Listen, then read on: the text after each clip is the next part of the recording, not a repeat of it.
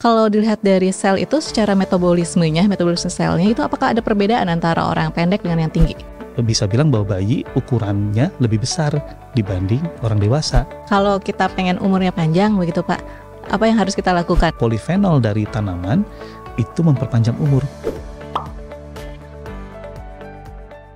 Assalamualaikum warahmatullahi wabarakatuh. Apa kabar Sobat IPB? Selamat datang di IPB Podcast. Bertemu lagi dengan saya Wina Ekawati. Sobat IPB, beberapa waktu yang lalu saya sempat membaca sebuah artikel yang cukup menarik, yaitu menyatakan bahwa orang pendek memiliki umur lebih panjang.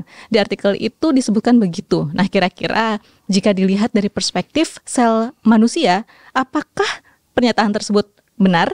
Nah, untuk membahas hal tersebut, telah hadir bersama kita di sini narasumber yang sangat luar biasa. Beliau adalah dosen dari Departemen Biologi FMIPA IPB University.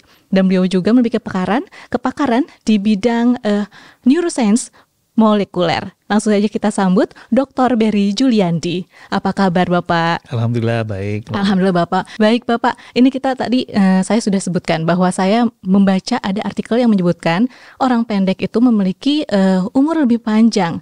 Nah, kalau dilihat dari sudut pandang kepakaran Bapak, apakah hal tersebut benar adanya atau bagaimana? Ya, jadi sebetulnya terkait umur itu dapat dijelaskan dengan berbagai penjelasan dari sisi molekuler dan juga seluler ya. Jadi kita bisa melihat molekul-molekul maupun melihat bagaimana interaksi antar sel yang mempengaruhi suatu umur dari organisme. Nah, dalam kasus yang tadi ditanyakan, apakah orang bertubuh pendek itu umurnya akan panjang, itu sebetulnya dipengaruhi oleh berbagai faktor. Tapi kalau kita sederhanakan ya, memang ada kemungkinan itu terjadi dari suatu penjelasan molekuler. Ya.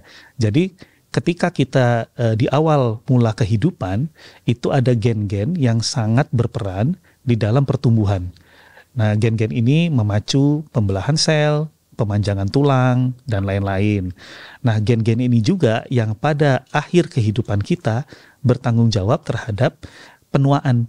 Jadi kalau misalkan gen-gen ini yang tadinya sangat aktif di awal kehidupan untuk pertumbuhan, tapi kemudian menjadi tidak aktif di masa tua, maka hidup kita akan normal. Tapi kalau gen-gen yang di awal kehidupan ini berperan untuk pertumbuhan, lalu tetap aktif di masa tua, jadi artinya sel kita terus membelah di masa tua dengan tidak terkontrol misalnya, dan juga terjadi pertumbuhan misalnya tadi tulang yang luar biasa tidak terkontrol, maka itu bisa menyebabkan kanker dan juga menyebabkan terjadinya penuaan gitu.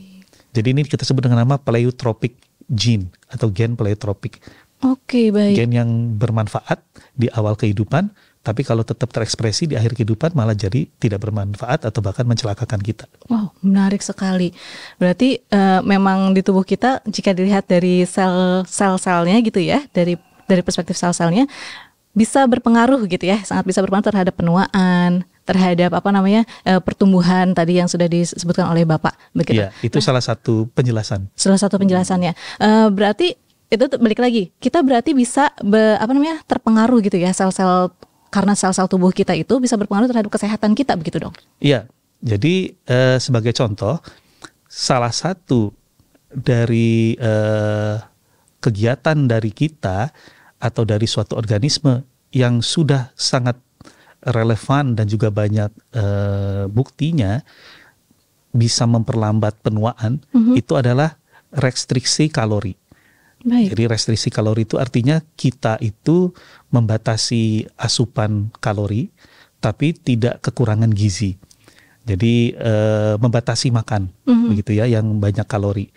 Nah itu ditemukan di fungi, contohnya ragi misalnya, lalu juga di berbagai hewan seperti mencit, cacing tanah dan lain-lain, itu bisa membuat mereka hidupnya lebih panjang umurnya kalau ada pembatasan kalori.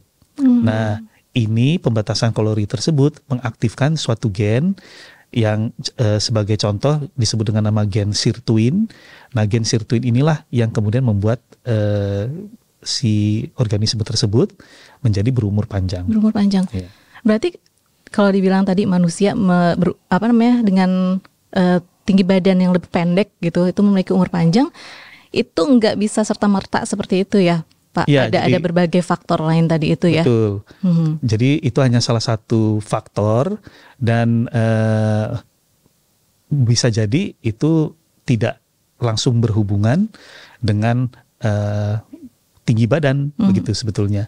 Jadi di dunia ini, di dalam dunia ilmiah, kita mengenal dua ukuran. Ada yang disebut dengan nama ukuran dan ada yang disebut dengan nama ukuran absolut. Baik. Jadi sebetulnya kalau kita membandingkan tinggi badan seseorang atau ukuran dari suatu benda, langsung itu kita sebut dengan nama ukuran. Tapi ada yang namanya ukuran absolut. Ukuran absolut itu artinya kita mengukur ukuran dengan membandingkan terhadap sesuatu dulu, dinormalisasi. Nah, jika ada orang tinggi badannya itu tidak sama, maka kita harus misalkan kalibrasi dulu dengan besar kepalanya misalnya. Baik. Nah, setelah kita bagi tinggi badan dengan ukuran kepala, maka kita dapat ukuran absolut. Apakah kemudian betul bahwa yang pendek itu lebih pendek dibanding yang tinggi? Nah, sebagai contoh begini, di bayi, coba kalau kita lihat bayi, maka kalau kita lihat bayi dengan orang dewasa, besaran siapa? Bersama orang dewasa. Orang dewasa. Nah, tapi kalau kita bagi tinggi badan bayi dengan ukuran kepalanya, dengan tinggi badan orang dewasa dengan ukuran kepalanya, maka rasio perbandingannya lebih tinggi bayi. Makanya kita bisa bilang bahwa bayi ukurannya lebih besar dibanding orang dewasa. Dalam hal ini ukuran misalnya otaknya. Gitu. Nah, jadi kita nggak bisa membandingkan tinggi badan langsung to the point satu orang dengan orang yang lain. Tapi bisa dengan tadi rasio atau kalibrasi ukuran. Oke, ya itu berarti rasio tubuh ya. Iya. Memang sih ada yang bilang kan katanya kalau kepala lebih kecil kan otomatis kelihatan memang lebih jenjang begitu ya, lebih tinggi. Padahal mungkin secara tinggi dia tidak setinggi itu begitu ya, Pak, dibandingkan dengan orang yang tinggi tapi kepalanya besar. Jadi kelihatan secara proporsi tubuh pun tidak tinggi sebenarnya gitu ya, Pak ya. Betul. Baik, itu menarik banget sih, Pak. Nah, berarti bisa dikatakan gitu, apakah ada hormon-hormon lain juga secara genetik yang bisa mempengaruhi seorang itu berumur panjang gitu? Apakah ada? Iya, jadi kan hormon itu adalah ekspresi dari suatu gen. Jadi hormon itu diproduksi karena kita memiliki gen yang dapat mengekspresikan atau memproduksi hormon tersebut. Nah, jadi yang tadi sudah saya sebut, misalkan ada sirtuin, ya, lalu ada juga kalau di berbagai organisme lain ada gen-gen lain. Singkatnya adalah bahwa umur panjang itu memiliki suatu pola. Ya, pola yang pertama adalah bahwa umur panjang itu terjadi pada orang-orang yang tadi kalorinya itu terbatas. Tapi tidak kekurangan gizi. Baik. Nah, saat kalori kita terbatas dan kita mengkonsumsi makanan apa adanya, maka tubuh kita itu dalam posisi stres, siap menghadapi berbagai tantangan di lingkungan.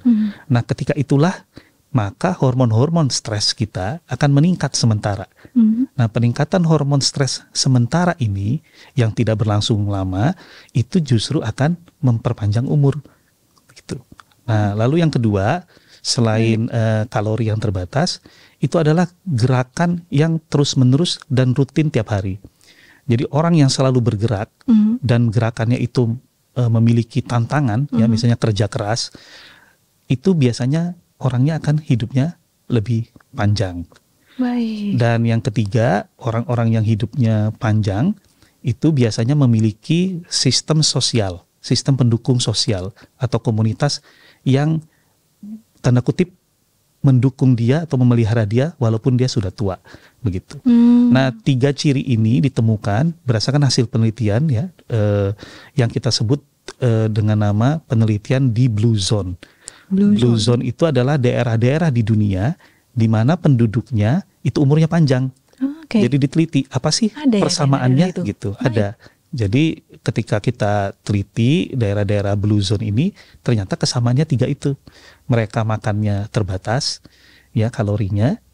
Lalu yang kedua tadi mereka juga pekerja keras, selalu bergerak, tidak mager, dan yang ketiga adalah mereka punya sistem dukungan sosial yang baik. Baik.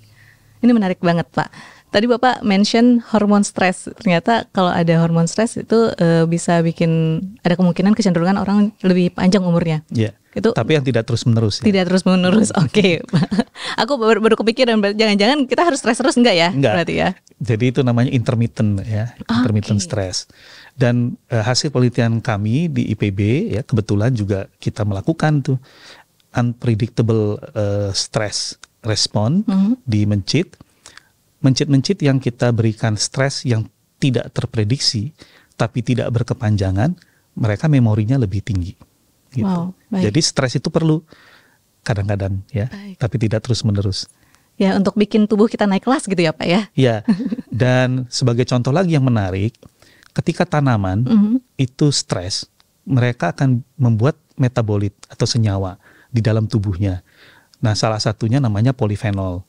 Jadi kalau kita melihat tanaman, itu paling gampang tahu dia stres atau tidak dilihat dari kandungan polifenolnya. Baik. Nah, kalau polifenol ini kemudian kita minum, misalnya kita membuat teh atau membuat herbal atau apa gitu ya, minuman dari tanaman, polifenol dari stres tanaman tersebut kalau masuk ke tubuh kita, itulah yang selama ini diketahui membuat manusia berumur panjang. Jadi hasil-hasil penelitian itu telah menunjukkan bahwa polifenol dari tanaman itu memperpanjang umur. Kenapa? Karena tubuh manusia ketika men-sense atau merasa ada polifenol yang masuk ke tubuhnya, dia tahu bahwa keadaan di dunia lagi stres. Karena tadi tanaman sudah membuat polifenol begitu. Akibatnya tubuh manusia itu menjadi siap untuk menghadapi perubahan lingkungan, dan itu efeknya adalah dia menjadi berumur panjang. Berumur panjang. Jadi naikin imun ya, mungkin bisa dikatakan begitu. Bisa dikatakan dia jadi siap untuk menghadapi perubahan di lingkungan. Wah.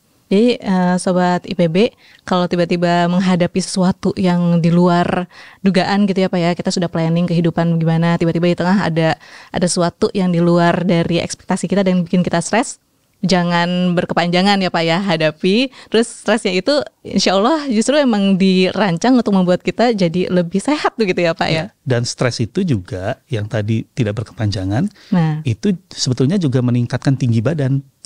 Ya, karena stres itu yang tidak berkepanjangan meningkatkan growth hormone. Jadi dia bisa membuat seseorang menjadi lebih tinggi. Dan kalori restriction itu juga mengakibatkan growth hormone meningkat. Jadi sebetulnya lapar yang tidak berkepanjangan ya, dan stres yang tidak berkepanjangan itu banyak efeknya kepada manusia. Baik, tapi Pak tadi kan ada menghasilkan growth hormone. Itu apakah orang yang di atas masa pertumbuhan itu juga bisa mengalami hal itu atau bagaimana? Ya, jadi setiap manusia itu umur berapapun sebetulnya masih menghasilkan growth hormone, walaupun kadarnya berbeda-beda tentunya.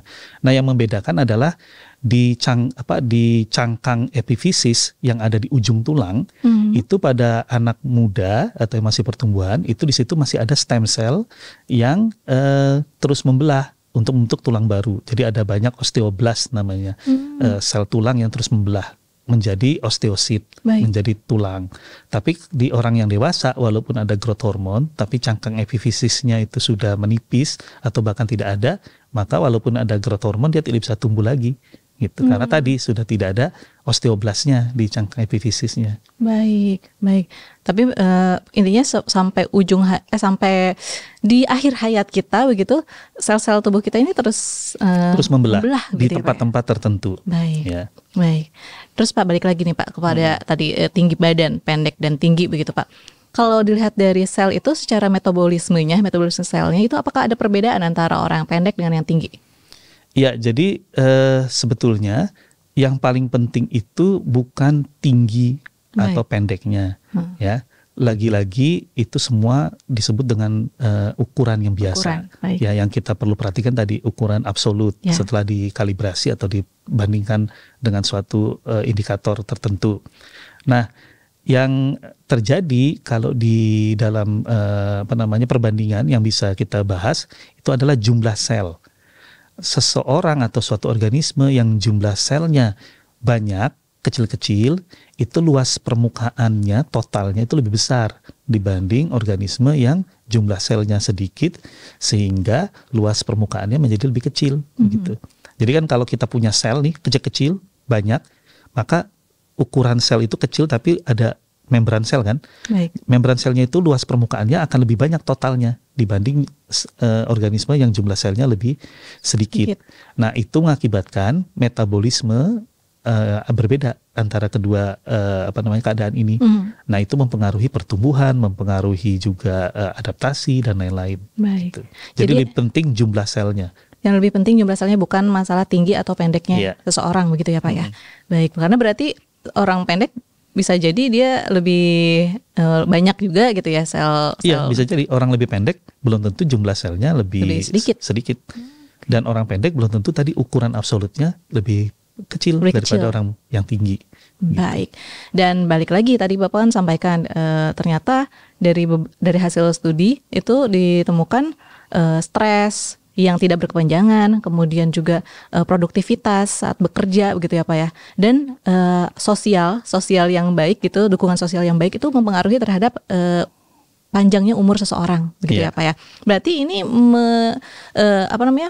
memvalidasi bahwa faktor lingkungan itu sangat berpengaruh gitu ya Pak. Sangat berpengaruh. Sangat berpengaruh, dan faktor sosial begitu sangat berpengaruh terhadap kesejahteraan manusia begitu, dan akhirnya pada umur panjangnya seseorang begitu Pak. Ya, jadi di dalam semua aspek kehidupan itu ada dua jenis yang berpengaruh. Nature dan nurture. Nature-nya dari genetik, nurture-nya itu dari lingkungan.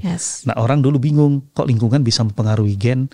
Nah, kita ada yang namanya sekarang bidang ilmu epigenetik. Epigenetik itu adalah suatu perubahan ekspresi gen atau sifat tanpa mengubah urutan DNA. Nah, itu bisa terjadi kenapa? Karena contohnya dari makanan. Jadi kalau kita memakan sesuatu, pada makanan itu bisa memberikan tanda di DNA kita. Jadi namanya gugus metil, misalkan ada gugus asetil. Nah, gugus metil atau gugus asetil ini sebagai contoh bisa menandai DNA kita. Jadi walaupun anak kembar, tapi makannya berbeda, lingkungannya berbeda, maka ekspresi gennya bisa berbeda. Karena tadi penandaan DNA-nya berbeda. Gitu. Wah, menarik Pak. Berarti apa yang kita makan mempengaruhi. Very important for our life. Iya, termasuk penuaan. Jadi sudah banyak bukti bahwa epigenetik dari orang yang menua cepat dengan orang yang menua lambat itu berbeda, gitu. Baik. Terutama untuk gen-gen yang menghambat pembelahan sel. Baik, berarti kalau kita pengen umurnya panjang begitu Pak, apa yang harus kita lakukan? Yang bisa kita lakukan dulu nih gitu, dari segi lifestyle atau? Ya, yang jelas dari makanan tadi. Ya, kita harus makan makanan yang banyak mengandung protein. Bukan makanan yang banyak mengandung karbohidrat, karena karbohidrat itu kalorinya sangat besar sekali ya. Dan tadi harus tanda kutip banyak-banyak lapar. Banyak lapar. Ya, jadi misalkan puasa atau melakukan restriksi makan, ya tidak makan terus-menerus. Itu udah jelas satu, dan sudah banyak contoh orang yang makannya tidak diatur banyak kena penyakit ya. Misalnya diabetes, sakit jantung dan lain-lain. Jadi jelas mengatur makanan itu sangat penting. Dan tadi restriksi kalori itu sangat memperpanjang umur di semua organisme yang telah diteliti.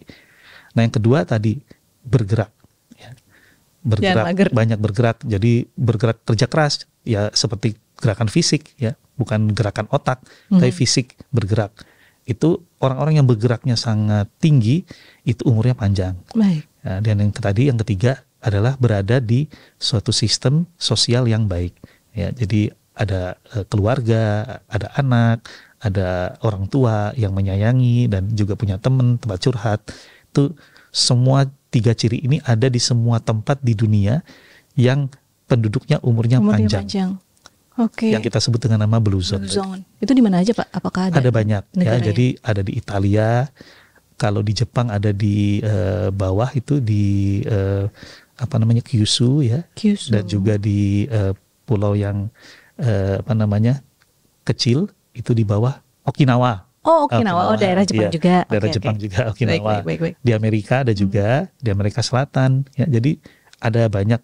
Bahkan kalau mau nonton filmnya ada itu. Oh gitu Pak. Mm. Wah, Eh, menarik sekali. tentang Blue Zone, penelitian tentang Blue Zone. Baik, berarti memang lifestyle-nya orang-orang yang di sana itu mempengaruhi ya terhadap umur mereka begitu ya Pak? Ya, karena kan semua tempat yang Blue Zone itu sangat beragam sekali keadaannya, tidak sama satu sama lain. Oh, Tapi kesamaannya cuma 3 itu.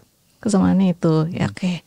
Balik lagi ya, berarti kita harus tadi banyak-banyak puasa, mungkin kalau misalkan ya mungkin yang non muslim juga bisa intermittent fasting begitu ya Pak betul. ya. Terusnya juga kita harus banyak olahraga juga begitu ya, jangan mager gitu kan.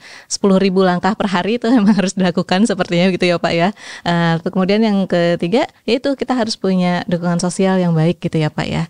Jadi jangan antisosial, teman-teman harus bisa berinteraksi juga ya dengan sesama begitu ya Pak ya. Ya, jadi udah ada polanya. Udah ada polanya. Berbagai penelitian menunjukkan berbagai pola yang sama sebetulnya. Yang sama. Dan ada penelitian juga di Stanford ya yang menelusuri orang dari dia kecil sampai dia tua. Wow. Itu bahwa satu prediktor atau satu hal yang bisa memprediksi apakah seseorang itu akan tua dengan bahagia itu adalah kalau dia punya hubungan kekerabatan atau support sosial yang bagus. Okay. Jadi kalau mau punya uang, mau punya harta, mau punya jabatan, mau punya apapun, itu tidak akan bikin orang tua dan bahagia. Tua dan bahagia. Ya. Jadi semua itu akan membuat orang hanya bahagia sesaat. Yes. Nah, yang membuat orang tua dan bahagia sampai dia meninggal, itu menurut hasil penelitian yang mengikuti tadi orang-orang ini selama puluhan tahun adalah tadi hubungan sosial yang baik. Nurture-nya itu ya Pak ya. Jadi yang sekitar sosial gitu, berarti emang kita harus menemukan keseimbangan ya Pak ya dalam hidup gitu kan. Jadi nggak hanya nyari ekonomi atau apa, mungkin itu bisa membuat bahagia, tapi kan bahagianya ya mungkin semu gitu ya Pak ya, dibandingkan dengan kita punya uang hanya satu itu aja, hubungan sosial yang baik. Ya, itu juga membuat mereka sehat. Baik. Jadi hubungan sosial yang baik itu juga membuat orang menjadi lebih sehat, tua dengan bahagia. Baik, banyak-banyak silaturahmi kita gitu ya Pak, harus banyak-banyak silaturahmi dengan orang-orang di sekitar kita. Baik Bapak, ini menarik sekali Bapak, berarti kesimpulannya adalah kalau dikatakan orang pendek itu umurnya lebih panjang, belum tentu ya Pak ya? Belum tentu. Justru ada studi yang menemukan bahwa orang-orang yang ada di blue zone tadi itu, yang memiliki umur cenderung panjang, itu mereka mengalami stres tapi tidak berkepanjangan begitu ya Pak ya. Kemudian juga mereka produktif gitu kan, secara fisik produktif, dan juga memiliki dukungan sosial yang baik begitu ya Pak ya. Stres tidak berkepanjangan ya. Dan stres itu bukan soal kejiwaan loh. Bukan soal kejiwaan. Yang kita bahas tadi stres itu bisa jadi tadi kurang makan, puasa gitu loh, kondisi tubuh yang membuat stres karena mungkin lapar begitu ya Sobat IPB. Begitu ya Pak ya. Oke, kalau misalnya jadi kejiwaan mah beda lagi apa ya? Kerja keras itu juga stres. Kalau kejiwaan beda lagi apa? Beda lagi, jadi jangan sampai salah. Jangan sampai salah. Kalau kejiwaan, walaupun baru ngalamin nih stres, kalau bisa harus langsung berkonsultasi kepada pihak yang terkait begitu. Sekali Bapak, terima kasih sekali Pak, karena dari obrolan ini kami dapat banyak sekali insight nih Pak, bahwa ternyata sel-sel tubuh kita itu berpengaruh juga ya terhadap tadi nature and nurture yang ada, yang kita alami begitu. Baik Bapak, sekali lagi terima kasih Bapak, dan mudah-mudahan kita nanti bisa ngobrol-ngobrol lagi ya Pak ya. Semoga kita menua dengan bahagia dan sehat. Itu dia. Jadi tujuan saya sekarang bukan kaya doang ya Pak ya, tapi tua dan bahagia ya Pak ya. Kalau misalnya kaya doang tapi nggak bahagia buat apa ya Pak ya? Iya betul, kan sakit-sakitan percuma juga uangnya. Iya benar juga ya Pak ya. Jadi harus tua dan bahagia, dan itu juga mungkin nanti bisa jadi tujuan hidup kita bersama begitu ya Pak ya. Baik Bapak, terima kasih sekali lagi, dan semoga puasanya lancar ya Pak ya. Amin, terima kasih. Amin. Baik, Sobat IPB, demikian obrolan kita bersama Dr. Berry Juliandi. Semoga memberikan banyak insight kepada Sobat IPB sekalian. Saya Wina Ekawati dan seluruh kru pamit undur diri. Sampai jumpa. Wassalamualaikum warahmatullahi wabarakatuh.